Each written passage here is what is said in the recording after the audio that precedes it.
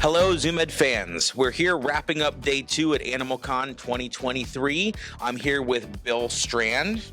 Hello. Bill, do you want to tell our fans a little bit about yourself? Yeah, my name is Bill Strand, and I do the Chameleon Academy. This is a multimedia outreach that you'll find on YouTube, Instagram, website, podcast, so all over the place. So what do you focus on? I mean, you say chameleon, so it kind of gives us a little bit of direction there, but what do you focus on with your podcast? Mostly I focus on husbandry, but it is education as to what the chameleon is because we have to know what a chameleon is to take care of it. So we talk about the chameleon, what kind of things we know about how to take care of it, and what we're learning on how to take care of it, because chameleon husbandry, very dynamic. We are learning so much all the time. Absolutely. I remember listening to one of your podcasts years ago on the debate on glass and screen. I appreciate, the talk on that discussion was wonderful. Yeah. What led to that passion for chameleons? Where at the young age? I think that story is something that is echoed so many times. Yeah. As in a young age, you just find something that clicks and you say, that's it. And that's what happened to me. And since 7th grade, over 40 years ago, chameleons have been my favorite. What was your first chameleon? Jackson's chameleon. Jackson's? Yeah. I assume you've kept a lot of different species over the years. Oh yes. Yes. Oh yes. Any favorites in the bunch? Any that you like? I really enjoyed working with that species. It's hard to come up with a favorite because all of them are so different, and each one is a educational experience. Sure. I mean, I started with the Jackson's chameleon, went into the panther, and so many different species after that. But every species allowed me to have a different perspective on the Jackson's chameleon that I kept at the start. I'm sure you compared every one to what you began with. But Yeah.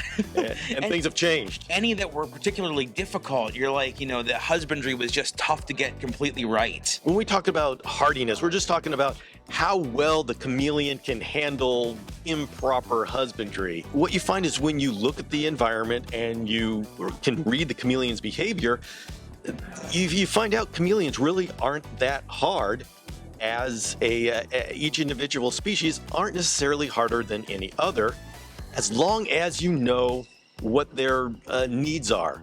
We know panther chameleons are a warmer, low low elevation species, whereas Jacksons are higher altitude elevation. Yeah. Elevation. Yeah. They need nighttime drops. And so once you realize the difference between species, they're really not that hard to keep alive and happy. Sure. You've had this passion for chameleons. You've been keeping them for, you said yourself, 40 years. Yeah. When did you get the idea to start creating content and spreading, that information to the masses? Well, I've been part of that. I mean, anybody remember Yahoo Group's listservs? Long time ago. And then there were forums and then websites. And so I just grew with the internet. What led to ultimately it becoming what it is now in the podcast? Anything in particular kickstarted, or was it just a natural evolution from what you were working on? I loved podcasting, and I just very frustrated. I said to myself, someone should start a podcast about chameleons so I could listen to it. And after a while looking in the mirror, I realized I was somebody. So I started one. It really wasn't meant to be me telling people how to take care of chameleons, although I have a lot of tutorial episodes. It was really meant for me as a personal growth vehicle, because when I have a podcast show, well, then I can have people come onto that show, and these are the people I want to learn from. And so this Chameleon Academy has been the source of the greatest personal growth that I've had. It was when I started the podcast, it was almost 40 years of experience. But I have grown so much in the last 8 years, so much more than I did in the first 40. It's funny you mentioned bringing on, other invites, bringing people in that know more. I mean, we're at AnimalCon. I mean, that's the whole premise of the idea is, getting to know others within the industry. I mean, are you enjoying this? Oh, this is incredible. When I bring people on, it's like veterinarians and keepers and breeders and scientists from around the world. But there's one thing special about everybody here. The people here know what it's like to be a content creator. Sure. They know what it's like to try to put together an episode that both feeds you as well as the audience. And so it's a very special group of people here that we understand each other. Yeah, no, that's amazing. I guess in conclusion here, obviously you've been doing this a very long time and you're here talking to other creators.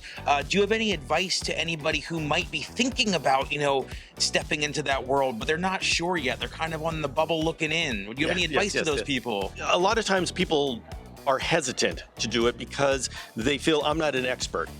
And that's okay. The secret is don't pretend to be an expert.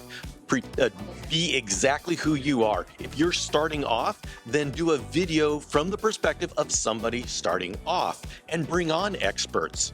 Don't try to be an expert because then you're constantly pretending and you can't sustain that. You won't be comfortable sustaining that.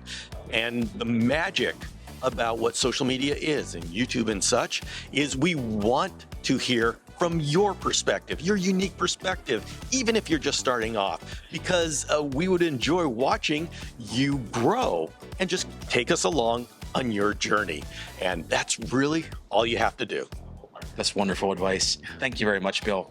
Good Appreciate it. talking. Enjoy the rest of AnimalCon. Thank you.